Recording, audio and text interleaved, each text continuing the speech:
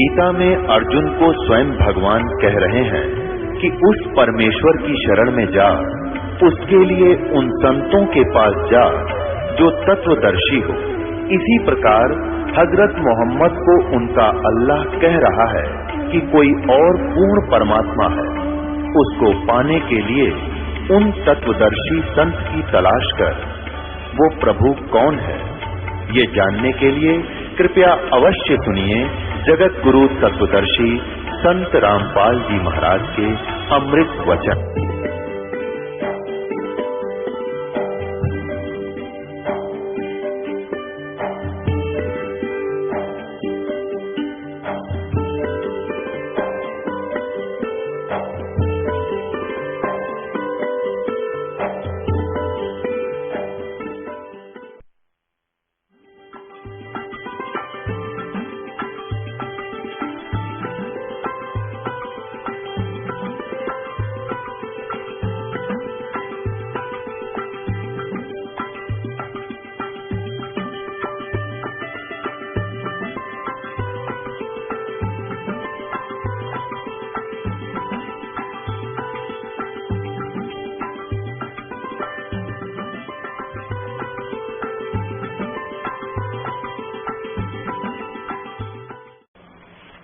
परमात्मा कहते थे, तीन लोक और भवन चतुर्दश कोई नहीं सत्संगी।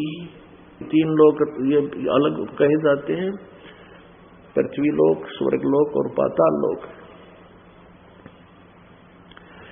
और ये विष्णु का लोक, शिव का लोक, दुर्गा का लोक, धर्मराज का लोक, ब्रह्मलोक के अंदर भी 4 लोक अलग से बना रखे इस काल में ब्रह्मलोक में। और नीचे के एक पाताल को छोड़ के 6 लोक और हैं। ये कुल मिलाकर 14 लोक अलग से कहे जाते हैं। तो परमात्मा कहा करते थे कि 3 लोक और भवन चतुर्दश कोई भी सत्संगी, यानी कोई भी तत्व ज्ञान से, सत्य ज्ञान से परिचित नहीं है। और परमात्मा कहते हैं, धर्मदास ये जग बोराना और कोई न जाने पद निर्वाणा। कोई भी नहीं जानता उस निर्वाण पद को, मोक्ष मार्ग को। अब ये बात बड़ी कठिन हो जाती है, गले उतरती नहीं उन भगत समाज के। क्या किसी को भी पता नहीं था कि हाँ परमात्मा कहते थे, मेरे साथ 2 भाई मन सब जग भूला पाया। इसी भूल में ब्रह्मा भूला, जिसने वेद सरसाया और वेद पढ़ियो पंडित भूला, और वो मूल ज्ञान नहीं पाया, मर्म भेद नहीं पाया। इसी भूल में विष्णु भूला, जिन्हें वैष्णव धर्म चलाया और तीर्थ व्रत का बांध महात्म बहुत जीव फंसाया। इसी भूल में शंकर भूला, जिन्हें भिक्षुक पंथ चलाया, सर पर जटा हाथ में खप्पर और घर घर अलख जगाया। मेरे साथ 2 भाई मैंने सब जग भूला पाया। अब आज से 600-550 वर्ष पहले ये बात कोई कहे कि ब्रह्मा विष्णु महेश को कोई ज्ञान नहीं, तो भाई पिटने के काम तो थे ये। और परमात्मा के साथ बहुत जुल्म गुजारे उन लोगों ने, करवाए उन नकली गुरुओं ने। पब्लिक को मूर्ख बना दिया, बहका दिया कि ये झूठ बोलता है, ब्रह्मा विष्णु महेश का आलोचक है। आज वही बात परमात्मा की 600 साल पहले बोली हुई अमृतवाणी आज सत्य सिद्ध हो रही है। देखिएगा श्रीमद् देवी भागवत, गीता प्रेस गोरखपुर से प्रकाशित है। संपादक हनुमान प्रसाद पोदार, चमनलाल गोस्वामी।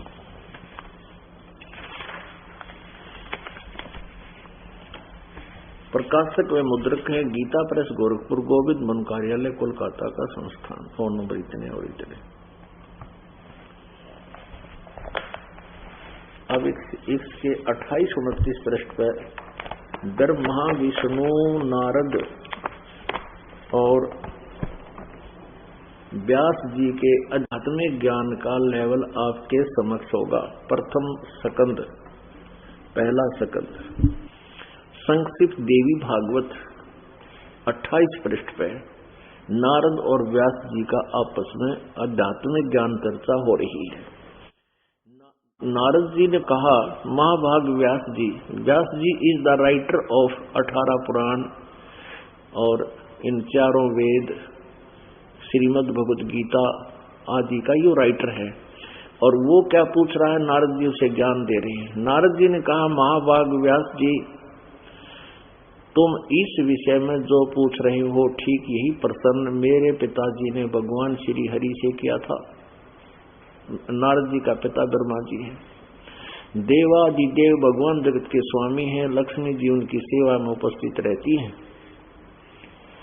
दिव्य कौस्तुभमणि उनकी शोभा बढ़ाती है। वे शंख चक्र गदा पद्म लिए रहते हैं, पीताम्बर धारण करते हैं, 4 भुजाएं हैं। वे चराचर जगत के आश्रय दाता हैं, जगत गुरु एवं देवताओं के भी देवता हैं। ऐसे जगत प्रभु भगवान श्री हरि महान तप कर रहे थे, उनकी समाधि लगी थी। यह देखकर मेरे पिता ब्रह्मा जी को बड़ा आश्चर्य हुआ। अतः उन्होंने, ब्रह्मा जी ने श्री विष्णु से पूछा, जानने की इच्छा प्रकट की। ब्रह्मा जी ने पूछा, प्रभु आप देवताओं के अध्यक्ष, जगत के स्वामी, भूत भविष्य एवं वर्तमान सभी जीवों के एकमात्र शासक हैं। भगवान फिर आप क्यों तपस्या कर रहे हैं और किस भगवान की आराधना में ध्यान मग्न है, किस देवता की आराधना पूजा कर रहे हो? मुझे असीम आश्चर्य ये हो रहा है कि आप देवेश्वर एवं सारे संसार के शासक होते हुए समाधि लगाए बैठे हैं। अब ब्रह्मा जी के विनीत वचन सुनकर भगवान श्री हरि ने ये ज्ञान बताया। श्री हरि उनसे कहने लगे, ब्रह्मन सावधान होकर सुनो, मैं अपने मन का विचार व्यक्त करता हूँ। देवता, दानव और मानव सब यही जानते हैं कि तुम सृष्टि करते हो, मैं पालन करता हूँ और संकर संहार किया करते हैं। किंतु फिर भी वेद के पारगामी पुरुष अपनी युक्ति से ये सिद्ध करते हैं कि रचने, पालने और संहार करने की ये योग्यता जो हमें मिली है, इसकी अधिष्ठात्री शक्ति देवी है, यानी दुर्गा है। वे कहते हैं कि तुम संसार की सृष्टि करने के लिए तुम में राजसी शक्ति का संचार है। अब ये भी सिद्ध हो रहा है कि रजगुण ब्रह्मा है, सतगुण विष्णु। मुझे सात्विक शक्ति मिली है, रुद्र में तामसी शक्ति का आविर्भाव हुआ है। आगे देखो, सुवर्त प्रत्यक्ष और परोक्ष दोनों उदाहरण मैं तुम्हारे सामने रखता हूँ, सुनो। ये निश्चित बात है कि उस शक्ति के अधीन होकर ही मैं इस शेष नाग की सैया पर सोता और सृष्टि करने का अवसर आते ही जाग जाता हूँ। मैं सदा तप करने में लगा रहता हूँ। उस शक्ति के शासन से कभी मुक्त नहीं रहता। कभी अवसर मिला तो लक्ष्मी के साथ सुख पूर्वक समय बिताने का सौभाग्य प्राप्त होता है। मैं कभी तो दानों के साथ युद्ध करता हूँ। अखिल जगत को भय पहुंचाने वाले दैत्यों के विकराल शरीरों को शांत करना मेरा परम कर्तव्य हो जाता है। मैं सदा तप करने में लगा रहता हूँ और उस दुर्गा की शक्ति से बाहर नहीं रह सकता। कभी दाव लगा, अवसर मिला तो कुछ समय अपने घर पर रह पाता हूँ। और फिर मैं अखिल जगत को भय पहुंचाने वाले, मैं कभी तो दानों के साथ युद्ध करता रहता हूँ। अब यहाँ तो घोर तप करता है, अपनी बैटरी चार्ज करता है और फिर इन राक्षसों को मार के पाप कमाता है विष्णु जी। वह बैटरी डिस्चार्ज हो जाती है, उसकी शक्ति क्षीण हो जाती है। और फिर क्या बताते हैं विष्णु जी, कह रहे हैं मुझे सब प्रकार से शक्ति यानी दुर्गा के अधीन होकर रहना पड़ता है। उन्हीं भगवती शक्ति का मैं निरंतर ध्यान किया करता हूँ। ब्रह्मा जी, मेरी जानकारी में इन भगवती शक्ति से यानी दुर्गा से बढ़कर कोई देवता नहीं। यानी मेरे आध्यात्मिक ज्ञान में जितना मुझे ज्ञान है, मैं दुर्गा से ऊपर किसी भगवान को नहीं जानता। मेरे जानकारी में ये सबसे बड़ा भगवान, सबसे बड़ी देवता या दुर्गा है। मैं इसी की पूजा में निरंतर ध्यान इसी का किया करता हूँ। अपने आत्माओं, ये सत्र आ गया श्री विष्णु जी के आध्यात्मिक ज्ञान का। क्या कह रहे हैं कि मैं दुर्गा से ऊपर किसी भगवान को नहीं मानता, मेरे लिए तो फाइनल गॉड है, कंप्लीट गॉड दुर्गा है। अब दुर्गा कह रही है कि तुम मेरी पूजा भी मत करो, सभी बातों को छोड़ दो, केवल ब्रह्म की पूजा करो, वही परमात्मा पूर्ण है, उसका ओम नाम है, उस ओम नाम के जाप से उसको प्राप्त कर जाओगे और वो ब्रह्म लोक में रहता है। अपने आत्माओं, 2 अक्षर की बात थी यहाँ।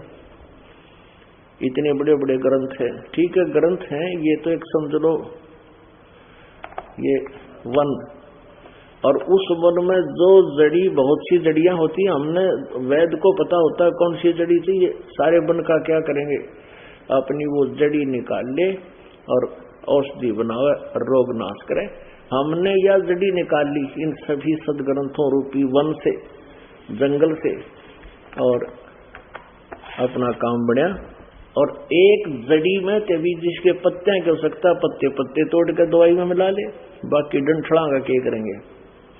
तो इसी प्रकार हमने इन सदग्रंथों से वो अनिवार्य विवरण आपके समक्ष रूबरू करा दिया, जिससे हमारी यह दवाई बन गई ज्ञान सुलझान की और जन्म मरण के रोग काटने की। अब देखिएगा 7वां सकंद, ये है 462 पृष्ठ।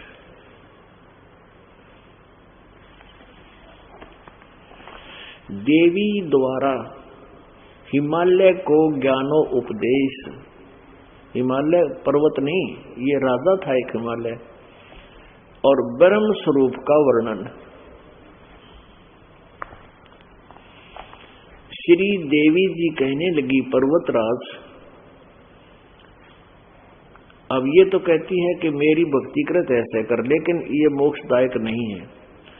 उस ब्रह्म का क्या स्वरूप है यह बतलाया जाता है, जो प्रकाश स्वरूप है, सबके अत्यंत समीप में स्थित, हृदय रूप गुहा में स्थित होने के कारण गुहाचर नाम से प्रसिद्ध, और महान पद अर्थात परम प्राप्य है। वह समस्त प्रजा के ज्ञान से परे है, अर्थात किसी की बुद्धि में आने वाला नहीं है, यह तुम जानो। जो परम प्रकाश रूप है, जो सूक्ष्म से भी अत्यंत सूक्ष्म है, जिसमें संपूर्ण लोक और इन लोकों में निवास करने वाले प्राणी स्थित हैं, वही यह अक्षर ब्रह्म है। अब दुर्गा कहीं तो ब्रह्म कह रही है, कहीं अक्षर ब्रह्म कह रही है। अक्षर पुरुष तो ये, अक्षर ब्रह्म तो परब्रह्म है। फिर भी ये उआ बाई ज्ञान लास्ट में ये कहाँ समाप्त करते हैं। अब ये महिमा तो सुनाते हैं वो अविनाशी भगवान की, और विधि लास्ट में बताते हैं, और ब्रह्म को ही कंप्लीट गॉड बता करके अपना अज्ञान थ्योरी बंद कर देते हैं। वह यही अक्षर ब्रह्म है, वही सबके प्राण है, वही सबकी वाणी है, और वही सबके मन है। वह ये परम सत्य और अमृत अविनाशी तत्व है। सो में उस वेदने योग लक्ष्य का तुम वेधन करो, मन लगाकर उसमें तन्मय हो जाओ। सो में उपनिषद में कथित महान अस्त्र रूप धनुष लेकर उस पर उपासना द्वारा तीक्ष्ण किया हुआ बाण संधान करो, और फिर भावानुगत चित्त के द्वारा उस बाण को खींचकर उस अक्षर रूप ब्रह्म को ही लक्ष्य बनाकर, अपनात्माओं जिनको इस ज्ञान काफी बार सुन रखा है इस दास का, अब आसानी से समझ लोगे दुर्गा कितना अज्ञान है इसमें। यहाँ कह रही अक्षर रूप ब्रह्म, अक्षर ब्रह्म के बारे में भी बोल रही है। अक्षर माने वैसे अविनाशी परमात्मा होता है। ये महिमा तो गाते हैं पूर्ण परमात्मा की, और विधि जाप की केवल ब्रह्म तक की बताते हैं। अक्षर रूप ब्रह्म को लक्ष्य बनाकर वेदन करो। प्रणव, प्रणव माने ओम, धनुष है, जीवात्मा बाण है, और ब्रह्म को उसका लक्ष्य कहा जाता। अब अक्षर ब्रह्म छोड़कर इब आगे ये ब्रह्म का ऊपर है, और ब्रह्म की साधना बता दी। ये तो महिमा गा रही है ये कि वह समस्त कि प्रजा के ज्ञान से परे अर्थात किसी की बुद्धि माने वाला नहीं है, तुम जानो जो परम प्रकाश रूप है, जो सूक्ष्म से भी अत्यंत सूक्ष्म है, जिसमें संपूर्ण लोक उन लोकों में निवास करने वाले प्राणी स्थित हैं, वही ये अक्षर ब्रह्म है। अब यहाँ दुर्गा के ज्ञान की स्थिति देख लो, या फेल हो रही है कि जैसे ये कहते हैं ये जितने ब्रह्मांड हैं ये सारे परमात्मा में स्थित हैं, परमात्मा निराकार भी बता रहे हैं ये, लेकिन यहाँ कहते हैं वही ये अक्षर ब्रह्म है, वही सबके प्राण है, वही सबकी वाणी है, वही सबके मन है, वही परम सत्य है। और आखिर में यहाँ बता रही है और फिर लास्ट में कहती है ओम नाम जाप कर, जीवात्मा बाण है और ब्रह्म उसका उद्देश्य है। ब्रह्म का ऊपर छोड़ दिया और ओम नाम पहला छोड़े।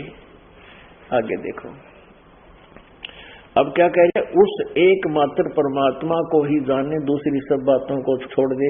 अपनी साधना को भी कहती है छोड़ दे, नहीं केवल एक उसकी पूजा करो। यही अमृत रूप परमात्मा के पास पहुंचाने वाला पुल है। संसार समुद्र से पार होकर अमृत स्वरूप परमात्मा को प्राप्त कराने का ये सुलभ साधन है। इस आत्मा का ओम के जप के साथ ध्यान करो। अब यहाँ आत्मा कहें इसने, या तो परमात्मा कहते, इस परमात्मा का ओम के जप के साथ ध्यान करो। इससे अज्ञान में अंधकार से सर्वथा परे और संसार समुद्र से उस पार जो ब्रह्म है उसको पा जाओगे। ओम का नाम जाप करो, ब्रह्म को पा जाओगे। और यहाँ महिमा गाई जा रही है परम अक्षर ब्रह्म की, वह है ये अक्षर ब्रह्म। अक्षर माने अविनाशी होता है, क्योंकि ये तीनों ब्रह्मों की जानकारी कहीं नहीं दे पाए, सरपुरुष, अक्षर पुरुष और परम अक्षर पुरुष, एक गीता जी को छोड़कर। तो यहाँ तो महिमा ये वह है यह परम सत्य और अविनाशी तत्व है, वो तो पूर्ण परमात्मा है, परम अक्षर ब्रह्म है, क्योंकि ये ब्रह्म तो नाशवान है। और आखिर में विधि बता रहे हैं ये कि ओम के जप के साथ ध्यान करो इस आत्मा का, ब्रह्म का, और इससे अज्ञान अंधकार से सर्वथा परे जो संसार समुद्र से उस पार जो ब्रह्म है उसको पा जाओगे, तुम्हारा कल्याण हो। और वो कहाँ रहता है? वह ये सबका आत्मा ब्रह्म, ब्रह्मलोक रूप दिव्य आकाश में स्थित है। अब यजुर्वेद अध्याय नंबर 40 के मंत्र 17 में कहा है कि वो पूर्ण परमात्मा, पूर्ण पुरुष तो प्रोक्ष है, और अहम ओम खम ब्रह्म, खम का अर्थ है दिव्य आकाश, ब्रह्मलोक रूपी दिव्य आकाश में वो काल रहता है, ब्रह्म रहता है, उसका ओम नाम है। पुण्यात्माओं, ये तो ज्ञान दे दिया दुर्गा ने कि ब्रह्म की पूजा करो, ओम नाम है, और सब बातें छोड़ दो। अब ब्रह्म ने श्रीमद् भगवत गीता जी का ज्ञान दिया श्री कृष्ण में प्रवेश करके। 8वें अध्याय के 13वें श्लोक में कहता अर्जुन, ओम इति एकाक्षरम ब्रह्म विभान माम अनुस्मरण ये प्रयाति तो जन्देहम सयाति परमाम गतिम। मुझ ब्रह्म का एक ओम मंत्र है, और जो उच्चारण करके श्रवण करता हुआ शरीर छोड़कर जाता है, यानी अंतिम सांस तक इसका जाप करता है, वह ओम से मिलने वाली जो उपलब्धि है उसको प्राप्त कर लेगा, वो परम गति को प्राप्त होता है। 8वें अध्याय के 16वें श्लोक में कहा कि ब्रह्मलोक पर्यंत भी सभी जन्म मृत्यु के अंदर है, वहां गए हुए प्राणी भी फिर लौट कर आते हैं। 4थे अध्याय के 5वें और 9वें श्लोक में गीता ज्ञानदाता कहता अर्जुन, तेरे और मेरे बहुत जन्म हो चुके, तू नहीं जानता मैं जानता हूं, मेरे जन्म और कर्म दिव्य है। गीता जी अध्याय नंबर 2 के श्लोक 12 में कहा कि अर्जुन, तेरे और मेरे पहले भी जन्म थे, आगे भी होंगे, ये ना सोच के हम अभी अभी चल रहे हैं। दूसरे अध्याय के 17वें श्लोक में कहा कि अविनाशी तो उसको जान जिसको मारने में कोई सक्षम नहीं। और 15वें अध्याय के 1 से 4 में कहा कि जब तत्वदर्शी संत तुझे मिल जाए उसके बाद उस परम पद परमेश्वर की खोज करनी चाहिए, जहां जाने के बाद प्राणी फिर लौटकर कभी नहीं आते। इससे सिद्ध है कि ब्रह्म साधना करने वाले का भी जन्म मृत्यु है, क्योंकि ब्रह्म का भी जन्म मृत्यु है। इसलिए कहा कि उस परम अक्षर ब्रह्म की साधना करने वाले फिर कभी लौटकर संसार में नहीं आते। अब उस परम अक्षर ब्रह्म की साधना को ये ब्रह्म नहीं जानता, उसके लिए ऑप्शन छोड़ दिया चौथे अध्याय के 34वें श्लोक में गीता जी में कि उस तत्व ज्ञान को तू तत्वदर्शी संतों से जाकर समझ, और वो उस परमात्म तत्व के बारे में पूर्ण मोक्ष मार्ग, वो निर्वाण पद के विषय में तुम्हें जानकारी देंगे। इससे सिद्ध है कि गीता ज्ञानदाता ब्रह्म भी इनकम्प्लीट नॉलेज रखता है, इसका भी पूर्ण ज्ञान नहीं। और सतयुग के ब्राह्मण एक क्या करना, एक बोरी में से एक परखी मार कर देख ले, उसके सारे उसे पता लग जाएगा इसमें कैसा माल है। अब सतयुग के ब्राह्मणों ने कितना ज्ञान था वेदों का, फिर त्रेता और द्वापर कलियुगा का तो कहना है कि, क्योंकि उन्हीं से आगे वो ज्ञान चलता हुआ आ रहा था। ये देखिएगा, वही देवी भागवत गीता प्रेस गोरखपुर से प्रकाशित है। ये 6वां स्कंद संक्षिप्त देवी भागवत 414 पृष्ठ पे, यह देखो 414 पृष्ठ पे, यहां से जन्मे जय ने पूछा, महाभाग किस युग में कैसा धर्म का स्वरूप है, इस संपूर्ण विषय को विशेष रूप से बताने की कृपा कीजिए। व्यास जी बोले, राजन यह निश्चय है कि सतयुग में ब्राह्मण वेद के पूर्ण विद्वान थे और उनके द्वारा निरंतर भगवती जगदम्बा की आराधना होती थी। ये पूर्ण विद्वान थे वेद के ब्राह्मण, सतयुग के ऋषि महर्षि, और वह दुर्गा की पूजा करते थे। वेद में कितना भी नहीं लिखा दुर्गा की पूजा करने का, कहीं विधान नहीं है, केवल एक ओम नाम का मंत्र जो दुर्गा खुद कह रही है, ब्रह्म की पूजा करो। और भगवती का दर्शन करने के लिए उनका मन सदा डलायित रहता था। प्रत्येक गांव में शक्ति मंदिर का उद्घाटन हो, इस विषय की उनके मन में बड़ी उत्सुकता थी। यह मंदिर का लठी ननगढ़वा रखा, और सतयुग से तत्पर रहे हैं ये सारे उल्टे काम करवा दिए। और देखो यहाँ तोड़ पाड़ दिया। कलयुग के ब्राह्मणों के विषय में बड़ी विशेष जानकारी है। ये धर्म की ये स्थिति त्रेता में रही, परंतु कुछ ह्रास हो गया था। सतयुग की जो स्थिति थी वह द्वापर में विशेष रूप से कम हो गई। राजन, इन प्राचीन युगों में यानी द्वापर त्रेता सतयुग में जो राक्षस समझे जाते थे, वे कलयुग में ब्राह्मण माने जाते हैं। आ गया इनने के इतिहास में, क्योंकि अब के ब्राह्मण प्राय पाखंड करने में तत्पर रहते हैं, दूसरों को ठगना, झूठ बोलना और वैदिक धर्म कर्म से अलग रहना कलयुगी ब्राह्मणों का स्वाभाविक गुण बन गया है। 3 लोक और भवन चतुर्दश, कोई नहीं सत्संगी। ये आदि पंक्ति है एक परमात्मा के अमृतवाणी की, और इस आदि पंक्ति को सिद्ध करने के लिए कितना ढेर सारे प्रमाण आपके रूबरू करने पड़े दास ने। और परमात्मा ने 600 वर्ष पहले कहा था, धर्मदास ये जग बोराना, कोई न जाने पद निर्वाणा, यही कारण मैं कथा पसारा, जग से कहिए वो राम नियारा है। यही ज्ञान जग जीव सुनावो, सब जीवों का भरम नसाओ। अब मैं तुमसे कहूँ चिताई, तेरे देवन की उत्पत्ति बाई। परमात्मा कहते हैं, मैं तुझे सुनाता हूँ, ध्यान से सुनना, इन तेरे तीनों भगवानों का जन्म कैसे हुआ, ब्रह्मा और विष्णु महेश का।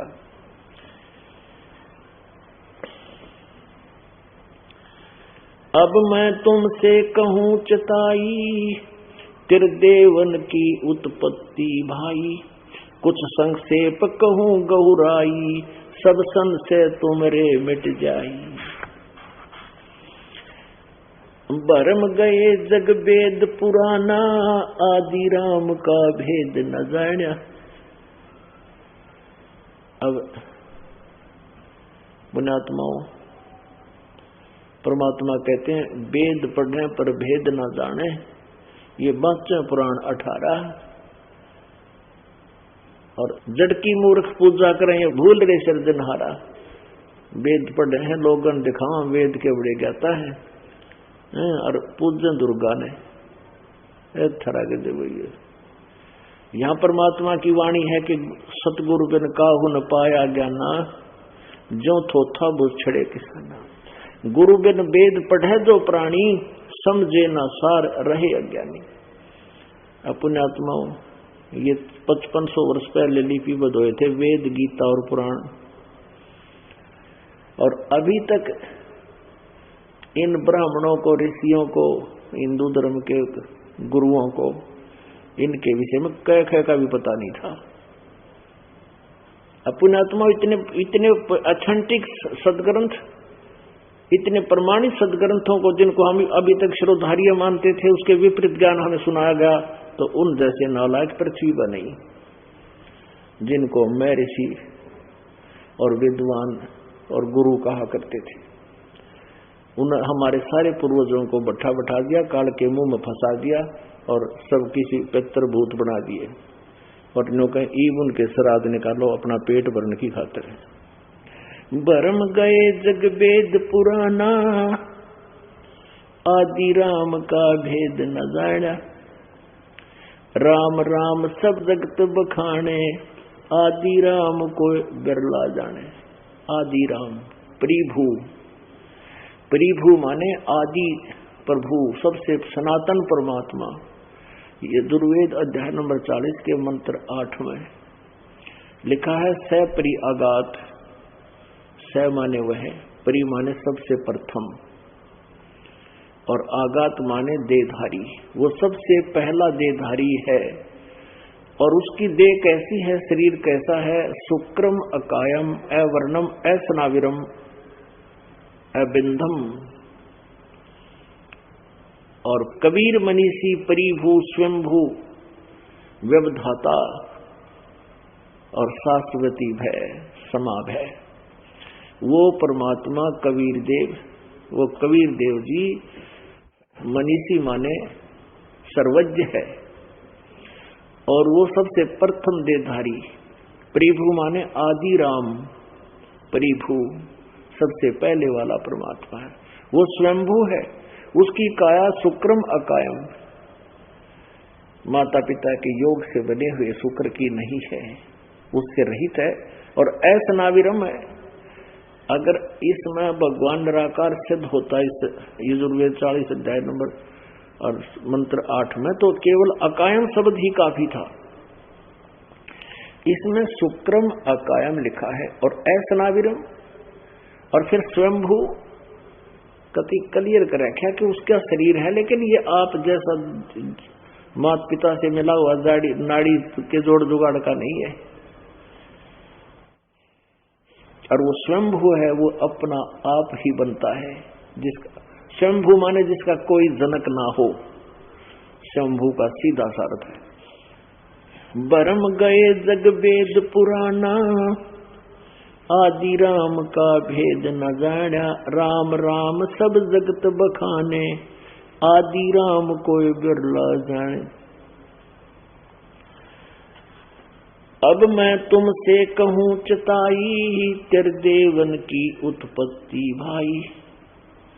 कुछ संक्षेप कहूँ गौराई, सब संशय तुमरे मिट जाई। ज्ञानी सुने सो हृदय लगाई, मूर्ख सुने तो गम ना पाई। कि जो मैं ज्ञान बताने जा रहा हूं ना, ब्रह्मा विष्णु महेश की उत्पत्ति है, इसको जो बुद्धिमान व्यक्ति होंगे वो तो सीने से लगाएंगे कि बिल्कुल सही है। और मूर्ख होंगे, इतने प्रमाण देखकर भी नहीं मानेंगे, वो तो मूर्ख होंगे, वो भक्ति योग्य नहीं होते। ज्ञानी सुने सो हृदय लगाई, मूर्ख सुने तो गम ना पाई। माँ अष्टंगी पिता निरंजन, ये जमदारुण वंशन अंजन। पहले कीन निरंजन राई, पीछे से माया उपजाई। माया रूप देख अति शोभा, देव निरंजन तन मन लोभ्या। अब ये निरंजन जो है ये ज्योति निरंजन है, लेकिन इस पद्य भाग में उस स्वर के आधार से शब्दों को आधा ले लिया जाता है। ये ज्योति निरंजन है, काल है, ब्रह्म है। पहले कीन निरंजन राई, पीछे से माया उपजाई। माया रूप देख अति शोभा, देव निरंजन तन मन लोभ्या। यू काल भगवान दुर्गा के सुंदर रूप को देख करके उस पर आसक्त हुआ और इसने उसके साथ जुल्म करना चाहा। तो दुर्गा के साथ इसने दुर्व्यवहार करना चाहा। सतलोक में दुर्गा ने सूक्ष्म रूप बना के इसके पेट में प्रवेश किया। तो वहां से परमेश्वर कबीर देव जी ने जोगजीत रूप धारण करके इसको आकर वहां से पेट से निकाला था, इस दुर्गा को काल के पेट से। और फिर इनको दोनों को वहां से 21 ब्रह्मांड समेत 16 शंख कोष दूर भेज दिया सतलोक से।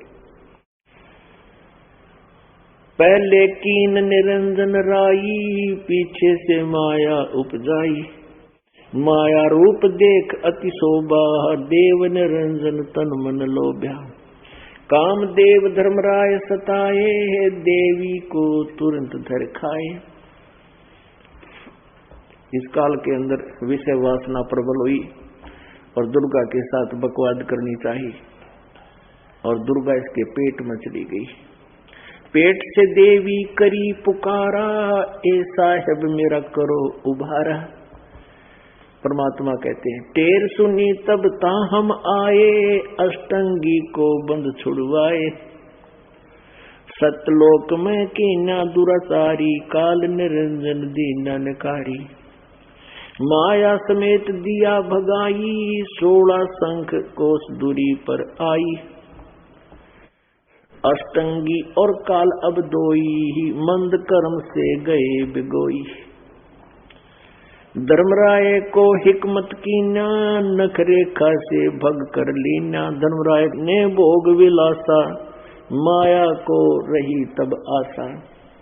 अब काल और दुर्गा ने संयम किया, पति पत्नी व्यवहार किया, उसके विषय परमात्मा बता रहे हैं। धर्मराय की न भोग विलासा, माया को रही तब आशा। या दुर्गा प्रेग्नेंट होगी। 3 पुत्र अष्टंगी जाए, ब्रह्मा विष्णु शिव नाम धराए।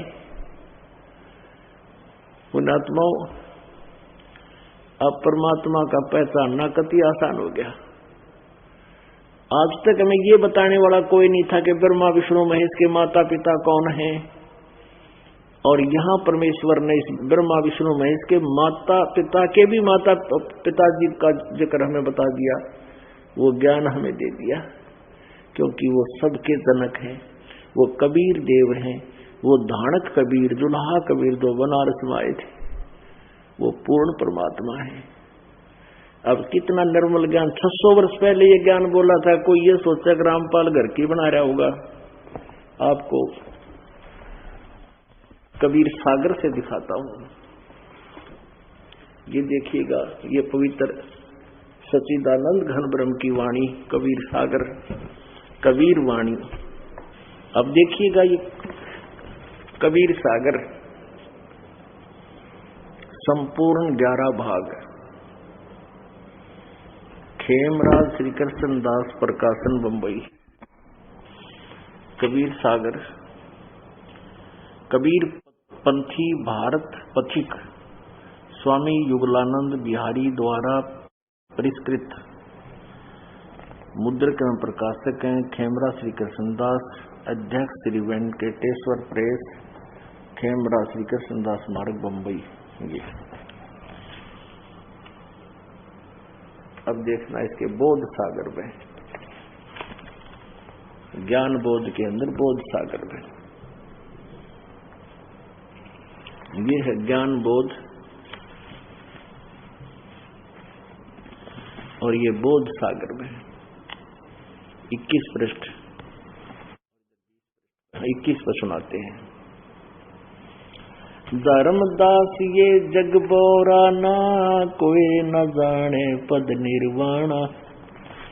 यही कारण मैं कथा पसारा, जग से कहिए वो राम नहीं आ रहा, ये गलत मिसप्रिंट कर रखा, नाम नहीं आ रहा। यही ज्ञान जग जीव सुनावो, सब जीवों का भरम नसावो। अब मैं तुमसे कहूँ चिताई, त्रिदेवन की उत्पत्ति भाई। कुछ संक्षेप कहूँ गहुराई, सब संशय तुमरे मिट जाई। भरम गए जग भेद पुराना, आदि राम का भेद न जाना। ये राम है, नाम नहीं। राम राम सब जगत बखाने, आदि राम कोई बिरला जाने। ज्ञानी सुने सो हृदय लगाई, मूर्ख सुने तो गम ना पाई। राजा राम को सब जग जाने, तुमसे ताको भेद बखाने। कहती राजा राम तो कोई सुप्रीम गॉड मान रहे हैं। अब ज्ञानी सुने सो हृदय लगाई, मूर्ख सुने तो गम ना पाई। अब बताता हूं उनकी। माँ अष्टंगी पिता निरंजन, ये जमदारुण वंशन अंजन। पहले कीन निरंजन राई, पीछे से माया उपजाई। माया रूप देख अति शोभा, देव निरंजन तन मन लोभा। कामदेव धर्म राय सताए, देवी को तुरंत धर खाए।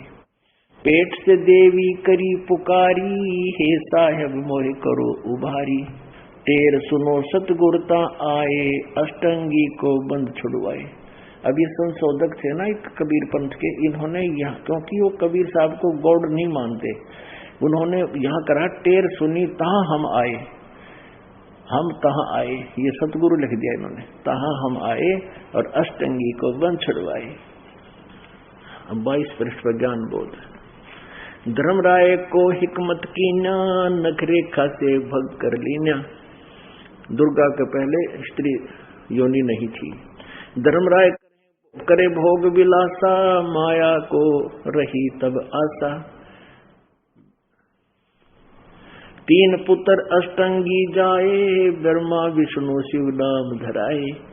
3 देव और ये विस्तार चलावे, इनमें ये जग धोखा खावे। कहते काल के 3 पुत्र इस विस्तार को चला रहे हैं, ये सारा संसार इन्हीं को भगवान मान के और यहाँ धोखा खा रहा है, इनको पूर्ण परमात्मा मान के। पुरुष यानी पूर्ण परमात्मा की जानकारी कैसे कोई पावे, काल निरंजन जग भरमावे। पुरुष गम कैसे कोई पावे, काल निरंजन जग भरमावे। 3 लोक अपने सुत दीन्या, सोन निरंजन बासालीन्या। कहते अपने 3 पुत्रों को ये 3 लोक जिस पर युग काल अपना आहार पैदा कर रहा है, पृथ्वी लोक, स्वर्ग लोक और पाताल लोक, इन 3 लोकों को अपने पुत्रों का अधिकार बना दिया। 3 लोकों का एक एक मंत्री बना दिया। रजगुण विभाग का ब्रह्मा, सतगुण विभाग का विष्णु, तमगुण विभाग का शंकर।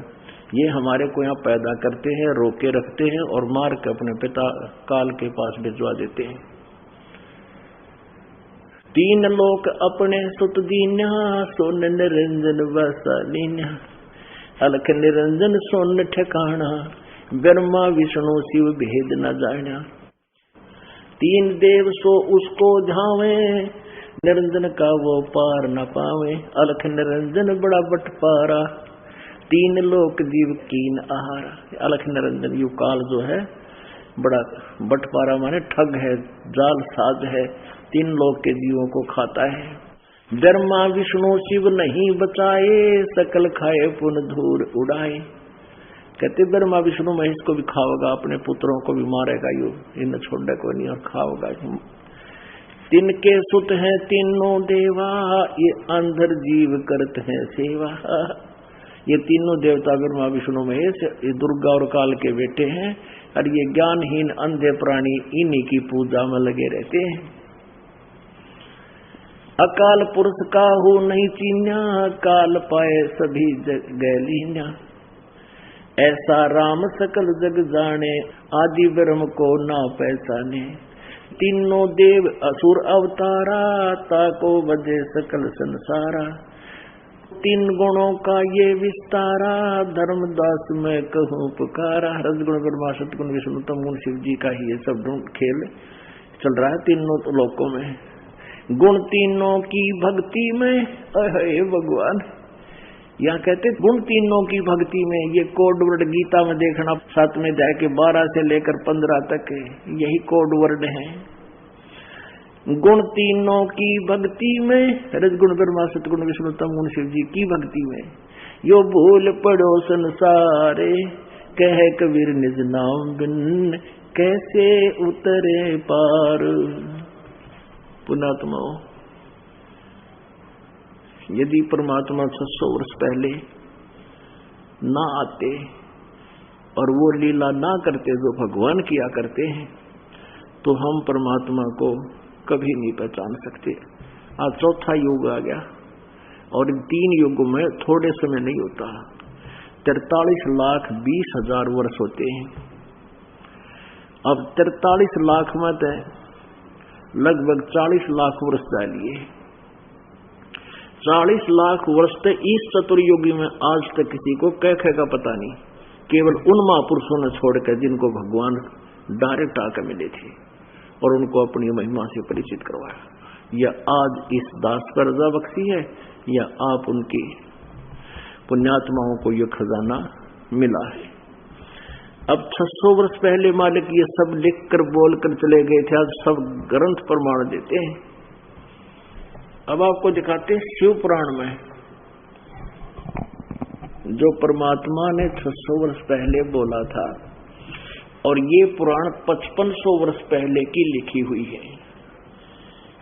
और पुण्यात्माओं, आज तक पवित्र हिंदू धर्म के अनुयायियों को ये अज्ञानी गुरु ब्राह्मण ये सिलेबस भी ना समझ सके, हमारा जो सब्जेक्ट उनका था उसको भी नहीं समझ सके। हमारा सिलेबस है ये पुराण, गीता और ये वेद, इनके विषय में भी ये नहीं जानते थे, तो ये टीचर ठीक नहीं थे। इन्होंने हमारा जीवन व्यर्थ कर दिया। कोई बात नहीं, जो हो गया सो हो गया।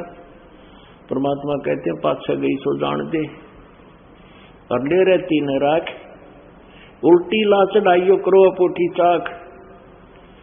या पटरी तो नीचे गाड़ी चली गई, इसने अपनी ने फिर पटरी बदल लो और लाओ चौथा गेर।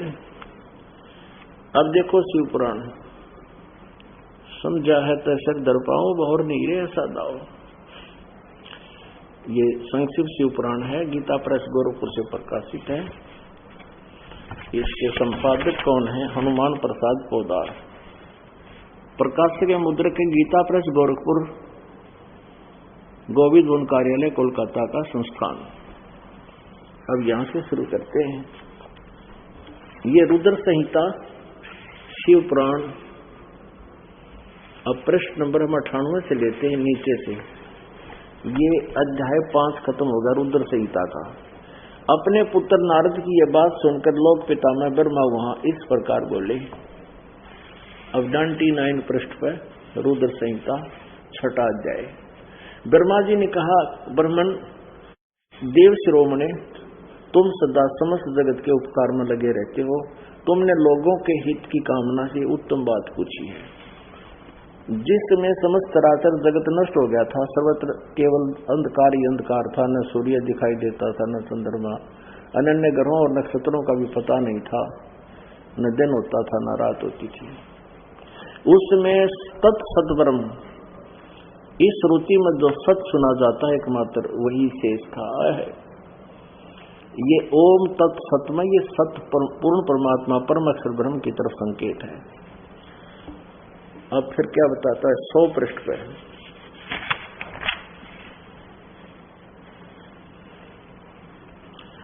जिस परब्रह्म के विषय में देखो, अब ये कहां से शुरू करते हैं? इस काल को ये परब्रह्म बोल रहा है ब्रह्मा। जिस परब्रह्म के विषय में ज्ञान और अज्ञान से युक्त पूर्ण उक्तियों द्वारा इस प्रकार, यानी कुछ सच्ची कुछ झूठी, ज्ञान और अज्ञान सच्ची झूठी पूर्ण उक्तियों द्वारा इस प्रकार विकल्प किए जाते हैं। उसने कुछ काल के बाद द्वितीय की इच्छा प्रकट की। उसके भीतर एक से अनेक होने का संकल्प उदित हुआ। तब वह निराकार परमात्मा ने अपनी लीला शक्ति से अपने लिए मूर्ति की कल्पना की। यानी ये निराकार माने हैं काल को, ब्रह्म को, और कहते फिर वो आकार बन गया। आकार बना तो कौन बन गया? जो मूर्ति रहित परम ब्रह्म है उसकी मूर्ति भगवान सदाशिव है। अब शिव युग काल, शिव रूप धारण करके आ गया काल। अर्वाचीन और प्राचीन विद्वान उन्हीं को ईश्वर कहते हैं।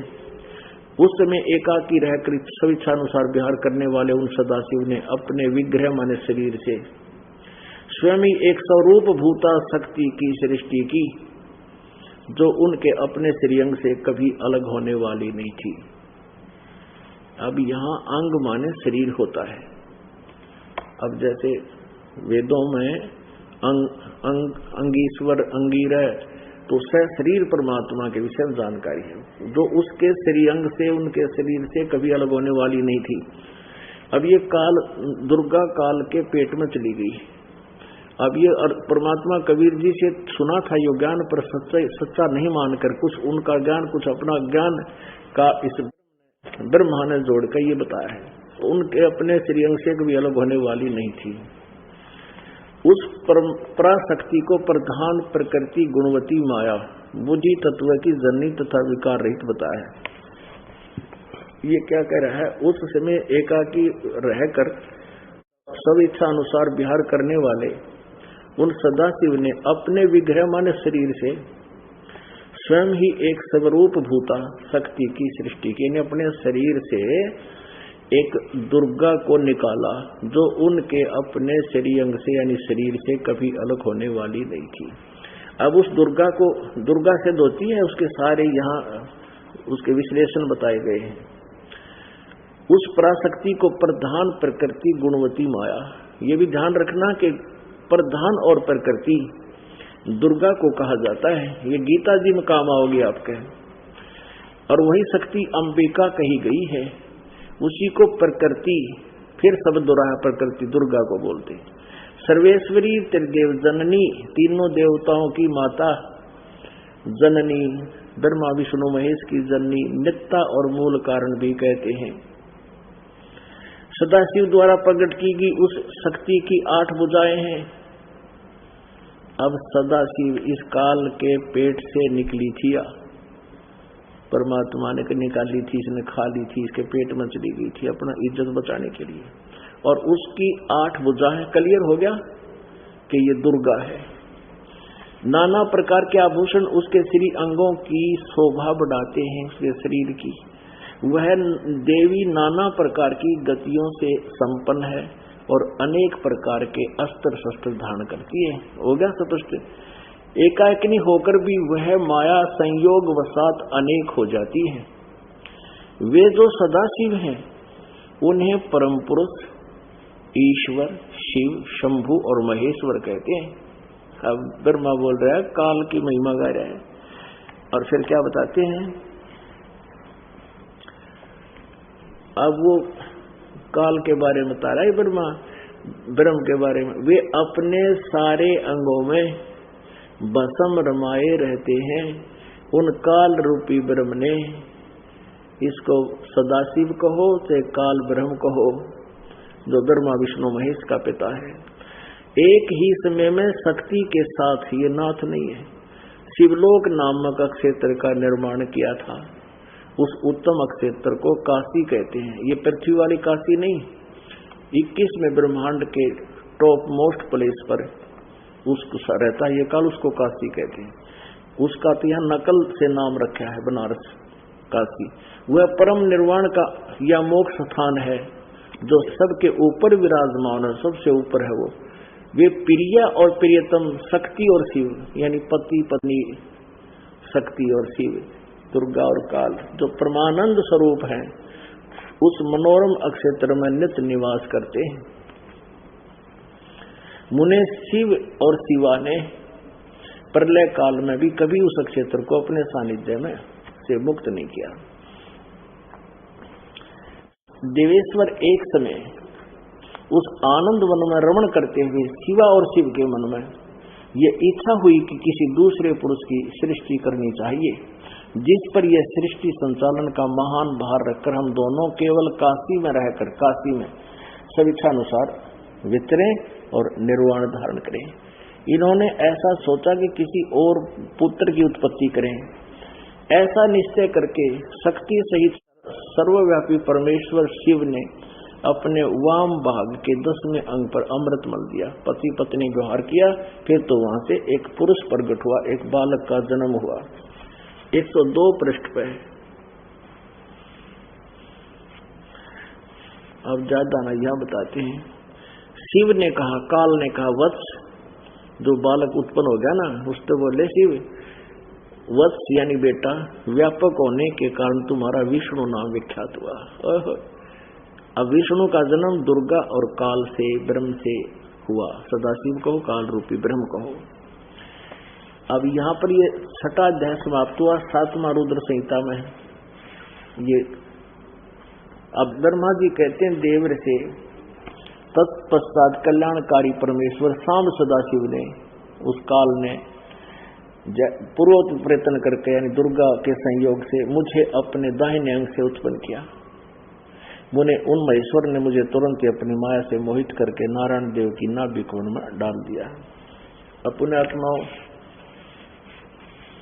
अब यहाँ ये अनुवाद करता विचलित हो गया कि वह शिव से शिव की उत्पत्ति कैसे करूं, बताऊं। अनुवाद में गोलमोल कर दिया। लेकिन कहते हैं चोर चोरावे तुम बुढ़ी गाड्डे पानी में, वो गाड्डा हुआ ऊपर आवे नो सच्चाई छनी ना।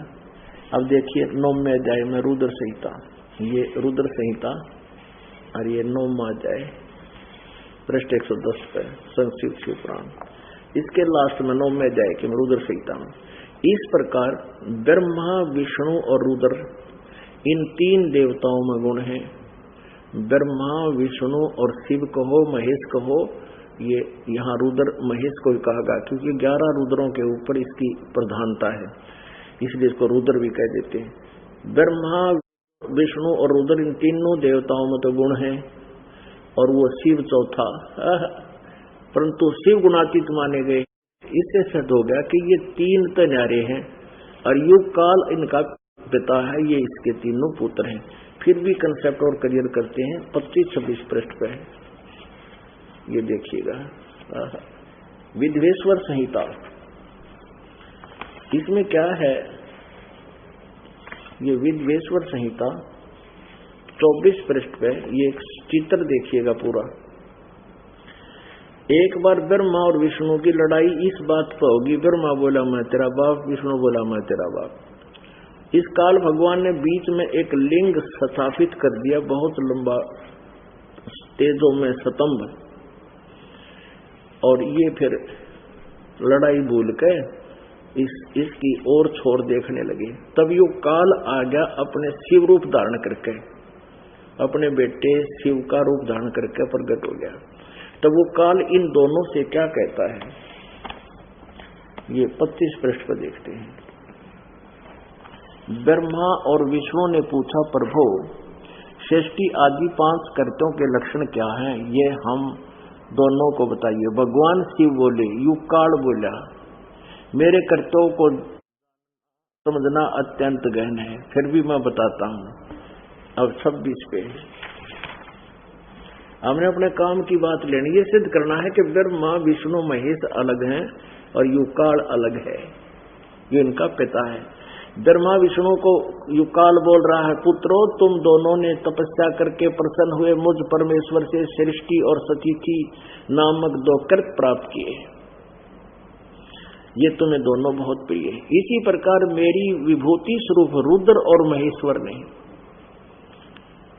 ये मैं नहीं है, ने 2 अन्य उत्तम कृत संहार और त्रोभाव मुझसे प्राप्त किए, परंतु अनुग्रह नामक कृत दूसरा कोई नहीं प्राप्त कर सकता।